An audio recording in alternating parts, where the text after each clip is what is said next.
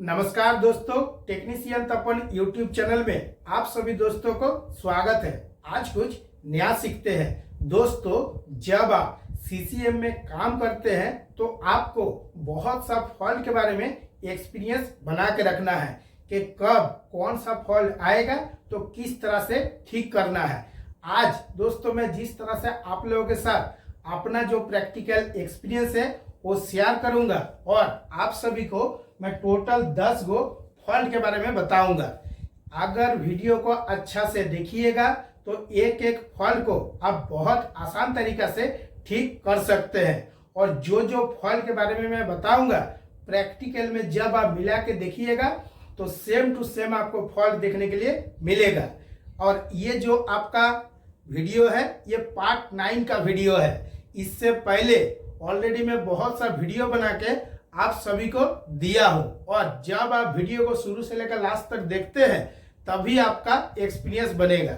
Video को छोड़ के देखिएगा तो कभी भी आपका एक्सपीरियंस नहीं बनेगा। जो आपका सीसीएम में फॉल्ट आता है जब आप एक टोंडिस कार का मोटर में काम कीजिएगा। ज्यादातर प्रैक्टिकल में आपको क्या देखने के लिए मिलेगा, जो आपका टोंडिस कार का मोटर है वो आपका 7.5 किलोवाट का मोटर है। कोई जगह में आपका 3.75 किलोवाट का होता है। मतलब कोई जगह में आपको छोटा मोटर देखने के लिए मिलेगा, कोई जगह में आपका बड़ा मोटर देखने के लिए मिलेगा। लेकिन जो फॉल्ट आएगा चाहे छोटा मोटर रहे या बड़ा मोटर रहे, दोनों में ही आपका सेम होता है। जो आपका टोंडिस कार का स्टार्टर है इसमें आपको रिवर्स फॉरवर्ड का कनेक्शन देखने के लिए मिलेगा। जब आप प्रैक्टिकल में जाके पावर का कनेक्शन चेक कीजिएगा तो जिस तरह से मैं डायग्राम बना के रखा हूं सेम टू सेम आपका मैच हो जाएगा। तो ये जो आपका पावर सर्किट है, जब आप पावर का कनेक्शन करते हैं उस टाइम आपको एक ही चीज अच्छा से ध्यान में रखना है कि जो आपका फेज रोटेशन है इसको सही तरीका से कनेक्शन करना है और मोटर एक बार रिवर्स में घूमेगा एक बार फॉरवर्ड में घूमेगा। तो इस जगह में जो आपका पावर का कॉन्टैक्टर है इसमें किस टाइप का फॉल्ट देखने के लिए मिलता है तो ज्यादातर देखिएगा मैं आप लोगों को हर वीडियो में बताता हूं, चाहे आपका पावर सर्किट हो या आपका कंट्रोल सर्किट हो, सभी वायर को दबा के टाइट करके रखना है। जितना अच्छा से टाइट करके रखिएगा, जितना अच्छा से पीआईपीएम टीपीएम कीजिएगा तो बहुत ही कम फॉल्ट आपको देखने के लिए मिलेगा। तो इस जगह में जो आपका पावर सर्किट है और जो मोटर टर्मिनल है ज्यादातर देखिएगा लूज कनेक्शन देखने के लिए मिलता है। अगर आपने अच्छा से पीआईपीएम टीपीएम करके रखे हैं तो ये फॉल्ट आपको देखने के लिए बिल्कुल भी नहीं मिलेगा। और ये जो आपका पावर का कॉन्टैक्टर है एक आपका अप के लिए रहता है, एक आपका डाउन के लिए रहता है। तो ये जो पावर कॉन्टैक्टर है इसमें क्या होता है, जो आपका किट है ये किट चलते इसका भी एक लाइफ होता है। जब आपका लाइफ खत्म हो जाएगा तो कॉन्टैक्टर क्या होता है, चिपक के रह जाता है। यानी कि प्रैक्टिकल में जाके जब आप मिला के देखिएगा तो आपको देखने के लिए मिलेगा कि कॉन्टैक्टर चिपक गया है। एक बार अगर कॉन्टैक्टर कोई कारण से चिपक गया है तो उसको दोबारा आप कितना भी अच्छा से रिपेयर कर लीजिए और फिर दोबारा चिपक जाएगा। जो आपका स्पेयर किट आता है, अगर आप नया किट लगा देते हैं और प्रॉपर तरीका से कॉन्टैक्टर को रिपेयर करते हैं, कॉन्टैक्टर किस तरह से रिपेयर करना है इसका भी ऑलरेडी वीडियो बना के मैं आप सभी को दिया हूं अपना ही यूट्यूब चैनल में, चाहे वो एल&टी कंपनी का हो या एबीबी का हो या आपका सीमेंस का हो। अगर वीडियो को देखे नहीं है तो अच्छा से देख लीजिएगा कि कॉन्टैक्टर को प्रॉपर तरीके से किस तरह से रिपेयर किया जाता है। ये जो आपका पावर सर्किट है इसमें सिर्फ सबसे ज्यादा एक ही फॉल्ट देखने के लिए मिलता है कि कॉन्टैक्टर चिपक जाता है। इसको छोड़ के और क्या देखने के लिए मिलता है ना, कॉन्टैक्टर के अंदर में जो आपका कॉइल रहता है, कभी कभी क्या होता है कॉइल के अंदर में जो सोल्डरिंग किया हुआ रहता है सोल्डरिंग छोड़ देता है और नहीं तो कोई कारण से कॉइल आपका जल जाता है। जब आप प्रैक्टिकल में कॉन्टैक्टर को खोल के देखिएगा तो आपको क्या दिखाई देगा कि कॉन्टैक्टर कहीं से जला नहीं है। तो आपको सोल्डरिंग जो किया हुआ है कॉइल में इसके ऊपर ध्यान देना है। अगर इस जगह पे भी नहीं है तो अगर कॉइल अंदर में कहीं कट गया है तब क्या होगा, किसी भी हाल में वो कॉन्टैक्टर तो ऑन होगा नहीं और वो आपको देखने के लिए मिलेगा नहीं।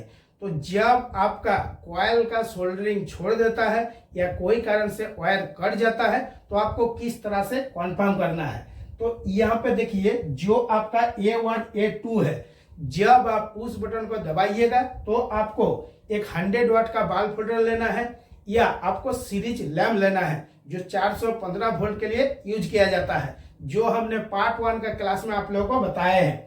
तो A1 A2 में जब आप बाल्ब होल्डर लगा दीजिएगा और पुश बटन दबा के रखिएगा तो अगर आपका बाल्ब होल्डर जल रहा है तो इससे आपको कंफर्म क्या होता है कि जो आपका कॉन्ट्रैक्टर कॉइल है A1 A2 में सप्लाई आ रहा है, लेकिन कॉन्ट्रैक्टर किसी भी हाल में आपका ऑन नहीं हो रहा है। इसका मतलब है कि ये जो कॉन्ट्रैक्टर है इसके अंदर में जो कॉइल है वो कॉइल आपका जल गया है या सोल्डरिंग छोड़ दिया है या कोई कारण से ठीक से सप्लाई नहीं पहुंच रहा है। अगर सप्लाई ठीक से पहुंचता या कॉइल आपका ठीक रहता या सोल्डरिंग नहीं छोड़ता तो A1 A2 में अगर बाल्ब होल्डर जल रहा है इसका मतलब मेरा सर्किट बिल्कुल ओके है, कंट्रोल सर्किट में कहीं भी कुछ फॉल्ट नहीं है, इसीलिए बाल्ब होल्डर आपका जल रहा है। इसको छोड़ के आपको और कौन कौन सा फॉल्ट देखने के लिए मिलेगा वो मैं आप लोगों को स्टेप बाय स्टेप बता रहा हूं। इसके बाद आ जाता है दोस्तों 2 नंबर का पॉइंट में। तो जो आपका एमसीबी रहता है, एमसीबी पे भी एक आपको फॉल्ट देखने के लिए मिलता है और जो आपका एमपीसीबी रहता है इस पे भी आपको एक फॉल्ट देखने के लिए मिलता है। जो आपका एमपीसीबी है इसमें क्या होता है, ज्यादातर देखिएगा एगो पोल आपका आउट हो जाता है और इस जगह में जब आप मल्टीमीटर को एसी वोल्ट में सेटिंग करते हैं, मल्टीमीटर में आपका 2 गो लीड रहता है, एक रहता है V और ओम्स वाला, दूसरा रहता है कॉमन। तो मल्टीमीटर में जो आपका सिलेक्टर स्विच है इसको एसी वोल्ट में सेटिंग करते हैं। सेटिंग करने के बाद जब आप मल्टीमीटर का दोनों लीड एक R में और Y में लगाते हैं या Y और B में लगाते हैं तो देखिएगा कि कभी कभी क्या होता है 415 वोल्ट आपका बताता है, लेकिन तब भी आपका एक फेज आउट रहता है। तो अगर कहीं से रिटर्निंग सप्लाई आ रहा है तो मल्टीमीटर में क्या होता है आपका वोल्टेज बता देता है। अगर प्रैक्टिकल आपको करके देखना है तो जो 220 वोल्ट सप्लाई वाला मैं एक प्रैक्टिकल वीडियो अपलोड किया हूं और उसमें आप लोगों को करके भी दिखाया हूं कि किस तरह से 230 वोल्ट बता रहा है। सेम टू सेम आपका 415 वोल्ट पे भी होता है, लेकिन ऐसा कुछ कुछ इंटीग्रेटेड प्लांट है जहां पे आपका बाल्ब होल्डर का यूज करने के लिए नहीं देता है, उस जगह में थोड़ा सा धोखा हो जाता है। लेकिन ये जो आपका सिंगल फेजिंग का फॉल्ट है तो इसको आप मल्टीमीटर से भी कर सकते हैं और बाल्ब होल्डर से भी कर सकते हैं। सबसे जो बेटर होता है वो होता है टेस्ट लैम्प का चेकिंग। टेस्ट लैम्प जब R और Y में लगाइएगा तो टेस्ट लैम्प अगर नहीं जल रहा है तभी आपको समझ जाना है कि इसमें एगो पोल आपका खराब हो गया है, क्योंकि जब हम लोग प्रैक्टिकल में चेक करते हैं तो इनपुट में चेक करते हैं, इसके बाद फिर आउटपुट में चेक करते हैं। तो इस जगह में क्या होता है दोस्तों, जो एगो पोल आउट हो जाता है मल्टीमीटर में तो दिखा देता है कि 415 वोल्ट आ रहा है, लेकिन यहाँ पे जो एगो पोल डैमेज हो जाता है टेस्ट लैम्प से कभी भी आपका नहीं दिखाएगा। अगर R और Y में आपका बाल्ब होल्डर जल रहा है, Y और B में नहीं जल रहा है, तब भी आपको समझना है कि जो एमपीसीबी है इसका एगो पोल खराब हो गया है। तो ये जिस टाइप का फॉल्ट है, यही सब फॉल्ट के चलते क्या होता है, जो आपका 7.5 किलोवाट का मोटर है वो आपका जल जाता है।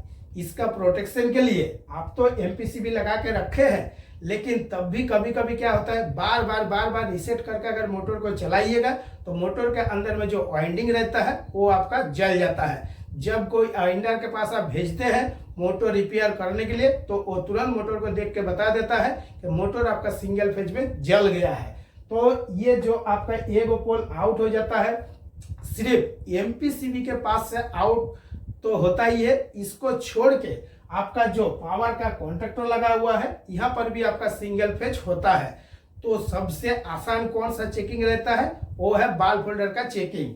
मोटर टर्मिनल से जो आपका R, Y और B U1, V1, W1 में कनेक्शन किए हैं, यहाँ पे आपको तीनों केबल को खोल देना है और खोलने के बाद जब आप बाल्ब होल्डर में चेक कीजिएगा तो सिर्फ 1 मिनट के अंदर में इसको कंफर्म कर सकते हैं कि मोटर जो है वो आपका सिंगल फेज हो रहा है। जब कोई कारण से वो मोटर जल जाता है तब देखिएगा बारीकी से एक एक पॉइंट सभी को चेक करना पड़ता है। जब बारीकी से एक एक पॉइंट चेक कीजिएगा तभी आपको मिलता है कि मोटर जो आपका जल गया है वो सिंगल फेज में जल गया है। तो आपका एमपीसीबी से भी सिंगल फेज हो सकता है। पावर का जो कॉन्ट्रैक्टर है यहाँ से भी आपका सिंगल फेज हो सकता है। मोटर टर्मिनल में अगर लूज कनेक्शन रहेगा तब भी आपका सिंगल फेज के चलते मोटर आपका जल सकता है। इसीलिए मैं आप लोगों को शुरू में ही बताया हूँ, मेरा वीडियो काफी लॉन्ग वीडियो होता है, जो प्रैक्टिकल में होता है सारा चीज एक्सप्लेन करने में काफी टाइम लगता है, और जब तक बेटर तरीके से मैं आप लोगों को समझाऊंगा नहीं, आपको क्लीन समझ में आएगा नहीं। और अच्छा से अगर समझ में नहीं आएगा तो प्रैक्टिकल में काम करने में काफी दिक्कत होगा। तो जो आपका टोंडिस कार का मोटर है, इस पे कोई कोई जगह में आपको स्टार कनेक्शन भी देखने के लिए मिलेगा, कोई कोई जगह में आपका डेल्टा कनेक्शन देखने के लिए मिलेगा। स्टार कनेक्शन किस तरह से करना है, डेल्टा कनेक्शन किस तरह से करना है, स्टार डेल्टा स्टार्टर का कनेक्शन किस तरह से करना है, हर वीडियो आपको यूट्यूब चैनल में मिल जाएगा। आपको किस टाइप से सर्च करना है, स्टार डेल्टा स्टार्टर टेक्नीशियन तपन, देखिएगा तुरंत मेरा जितना सारा स्टार डेल्टा का वीडियो है आपके सामने में आ जाएगा। चाहे आप ड्राइंग देख के भी काम सीख सकते हैं, और प्रैक्टिकल वीडियो जो मैं अपलोड करता हूं उसको देख के भी आप बेटर तरीके से सीख सकते हैं। अगर आपको सीखने का इच्छा है तो आपको मेहनत करना पड़ेगा, और बहुत जल्दी अगर फॉल्ट को ठीक करना है तो वीडियो को शुरू से लेकर लास्ट तक देखना पड़ेगा। जो आपका डीसी सर्किट रहता है, यानी कि जो आपका एसएमपीएस से आउट होके आ रहा है, एक आपका पॉजिटिव और एक नेगेटिव, और ये जो एसएमपीएस कंट्रोल ट्रांसफार्मर है इसका भी जो आपका क्लास हुआ है पार्ट 3 का, उस पर आपको देखने के लिए मिल जाएगा। वहीं से आपका एक पॉजिटिव और नेगेटिव आ रहा है। तो जो आपका मोटर के पीछे में ब्रेक लगा हुआ है, तो ब्रेक में 24 वोल्ट डीसी सप्लाई दिया जाता है। तो इसमें क्या देखा जाता है कि कभी कभी क्या होता है कि मोटर के पीछे जो आपका डीसी ब्रेक का कॉइल है कभी कभी जल जाता है, और अगर कॉइल परफेक्ट है कोई दिक्कत नहीं है, तो कभी कभी क्या होता है मिस अलाइनमेंट हो जाता है, यानी कि जो आपका मोटर के पीछे में डीसी ब्रेक है इसका अलाइनमेंट अगर ठीक से नहीं कीजिएगा तो मोटर जो है वो आपका बार बार ट्रिप होगा। तो जितना सारा फ्रेंड इस टाइप का हमसे क्वेश्चन पूछे हैं व्हाट्सएप और टेलीग्राम चैनल में, सभी को आंसर मिल जा रहा है कि अगर कोई कारण से मोटर आपका ठीक प्रॉपर तरीके से घूम नहीं रहा है, बार बार आपका ट्रिप हो रहा है, तो मोटर के पीछे जो 24 वोल्ट का ब्रेक लगा हुआ है इसका अलाइनमेंट चेक करना है, और प्रॉपर तरीका से 24 वोल्ट सप्लाई आ रहा है या नहीं आ रहा है इसको चेक करना है। इस जगह में एक बार कभी कभी क्या फॉल्ट देखने के लिए मिलता है कि ये जो आपका पॉजिटिव और नेगेटिव आ रहा है, केबल अगर बीच में कहीं ब्रेक हो गया है, यानी कि पूरा टूटा नहीं है, कभी कभी टूट जाता है, कभी कभी फिर जुड़ा हुआ रहता है। तो इसमें कभी कभी क्या होता है मोटर आपका ठीक चलता है 10 मिनट 15 मिनट 20 मिनट आधा घंटा, और इसके बाद फिर मोटर आपका ट्रिप हो जाता है। मतलब जो आपका केबल है जब जब बीच में ठीक से टच रहता है तो उस टाइम क्या होता है मोटर आपका ठीक से चलता है। जैसे ही कोई कारण से वाइब्रेशन होता है, या आपका जो आपका लैडल है, लैडल लाके जो आपका सीसीएम में रखता है, उस टाइम भी देखिएगा कभी कभी क्या होता है केबल आपका मुड़ जाता है। तो जितना बार आपका केबल मुड़ेगा, जितना बार आप पुश बटन को दबा के मोटर को चालू कीजिएगा, उतना बार आपका क्या होगा मोटर आपका ट्रिप होगा। और मोटर ट्रिप मतलब जो आपका मोटर के लिए ये एमपीसीबी लगा हुआ है यही आपको बार बार ट्रिप देखने के लिए मिलेगा।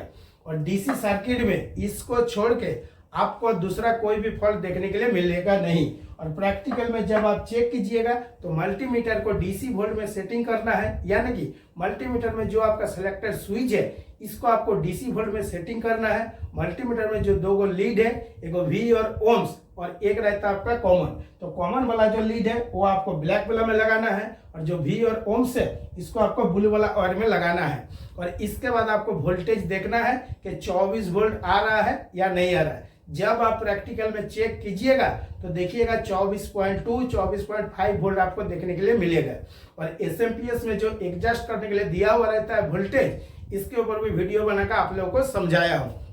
इसके बाद जब आप 20 का पुश बटन दबाते हैं, इस जगह में आपको क्या देखने के लिए मिलेगा कि जो आपका स्टार्ट वाला पुश बटन है, यानी कि जब जब आप इसको दबाइएगा तो यहाँ पे एनसी होगा और सीधा आपका जो पावर कॉन्ट्रैक्टर है इसमें आपका सप्लाई आएगा। और जैसे ही पावर कॉन्ट्रैक्टर में सप्लाई आएगा तुरंत आपका मोटर चालू हो जाएगा। और मोटर जैसे ही चालू कर रहे हैं तुरंत आपका ट्रिप हो जा रहा है।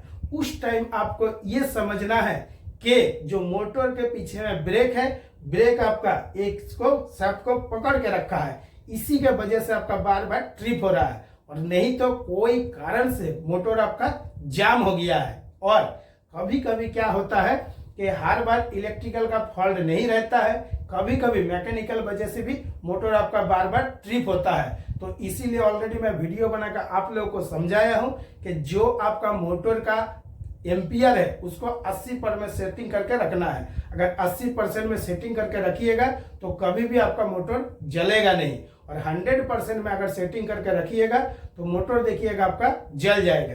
तो जब आपका मोटर ट्रिप होता है, एमपीसीबी में जो आपका एनसी पॉइंट दिया हुआ है ये आपका एनो हो जाता है।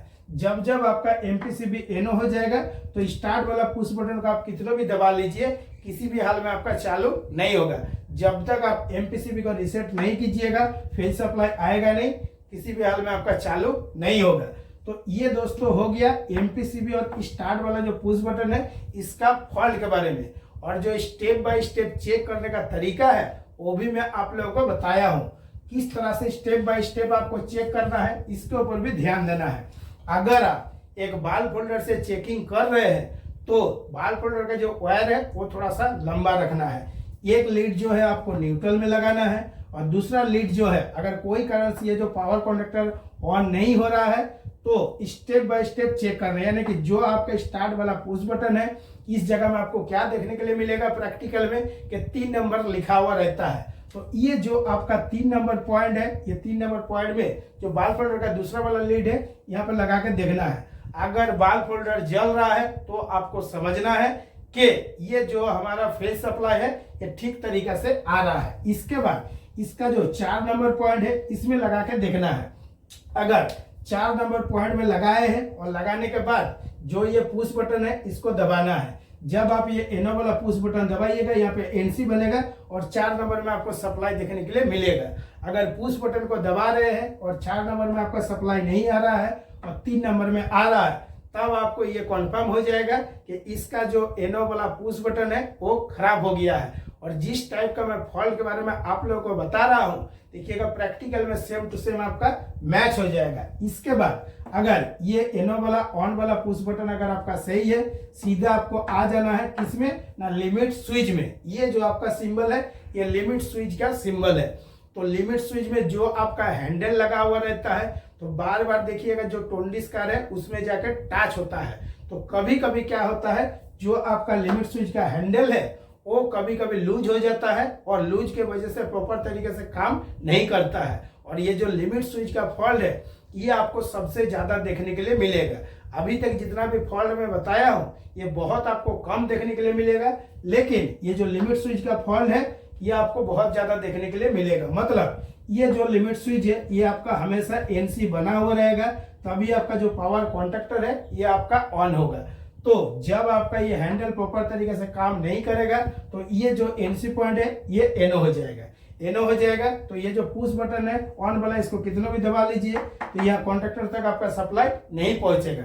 और कॉन्टैक्टर तक अगर आपका सप्लाई नहीं पहुंचेगा तो किसी भी हाल में आपका मोटर घूमेगा नहीं। तो सीसीएम में क्या होता है जब आप काम सीखते हैं या काम करते हैं थोड़ा सा आपको स्पीड में काम करना है। सीसीएम में एक बार लैडल चालू हो गया तो आपको टाइम बहुत कम मिलता है। जितना अच्छा से नॉलेज बना के रखिएगा उतना बेटर है। और सीसीएम में काम सीखने का मौका बहुत ज्यादा है। अगर आप एसी रूम में बैठ के अपना टाइम बर्बाद नहीं करिएगा, जो टाइम आपको मिलता है उसी टाइम में नॉलेज बनाने की कोशिश कीजिएगा तो हर एक एक पॉइंट के बारे में आपको नॉलेज हो जाएगा। इसके बाद जहां पे आपका रिवर्स और फॉरवर्ड का कनेक्शन रहता है, एक आपका इंटरलॉक दिया हुआ रहता है। तो इसमें एक फॉल्ट आपको क्या देखने के लिए मिलता है कि रिवर्स साइड आपका चल रहा है, किसी भी हाल में आपका फॉरवर्ड साइड नहीं चल रहा है। तो ये जो आपका सर्किट है, ये सर्किट देख कर आपको इतना कंफर्म हो गया है कि एक तो कॉन्टैक्टर का जो एनसी पॉइंट है ये ठीक से काम नहीं करेगा तो हमारा पावर कॉन्टैक्टर ऑन नहीं होगा। और अगर लिमिट स्विच हमारा प्रॉपर तरीके से एनसी बना हुआ नहीं रहेगा तो हमारा जो पावर कॉन्टैक्टर है ये काम नहीं करेगा। जब हम पुश बटन को दबाएंगे सीधा फेज सप्लाई लिमिट स्विच तक आके रुका हुआ रहेगा। अगर लिमिट स्विच आपका सही है तो यहाँ लिमिट स्विच का आउटपुट में आएगा। आउटपुट में आने के बाद ये जो एनसी पॉइंट है ये अगर ठीक प्रॉपर तरीके से काम नहीं कर रहा है तो फेज सप्लाई आपका किसी भी हाल में आगे नहीं जाएगा।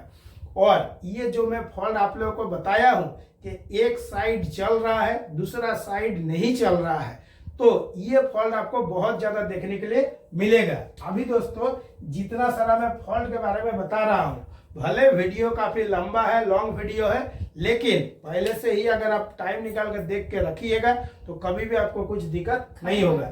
इसके बाद आता है कि जो आपका ये पावर कॉन्ट्रैक्टर है, जब आप पुश बटन को दबाते हैं तो दबाने के बाद कभी कभी क्या होता है, ये जो दो गो कॉन्ट्रैक्टर है एक साथ में आपका ऑन होता है, तो इसमें से एक कॉन्ट्रैक्टर ऑन हो रहा है दूसरा कॉन्ट्रैक्टर आपका ऑन नहीं हो रहा है, तो उस टाइम आपको ज्यादा कुछ भी नहीं चेक करना है। प्रैक्टिकल में आपको क्या देखने के लिए मिलेगा कि जो आपका लिमिट स्विच का हैंडल है इसको हाथ से थोड़ा सा हिला दीजिएगा तो देखिएगा दूसरा कॉन्ट्रैक्टर आपका चालू हो जाता है। और अगर लिमिट स्विच का प्रॉब्लम नहीं है तो इसका और एक बचा हुआ है कि 24K4 का जो कॉन्ट्रैक्टर है इसका एनसी पॉइंट ठीक प्रॉपर तरीके से काम नहीं कर रहा है, इसी की वजह से हमारा दोनों कॉन्ट्रैक्टर एक साथ में ऑन नहीं हो रहा है।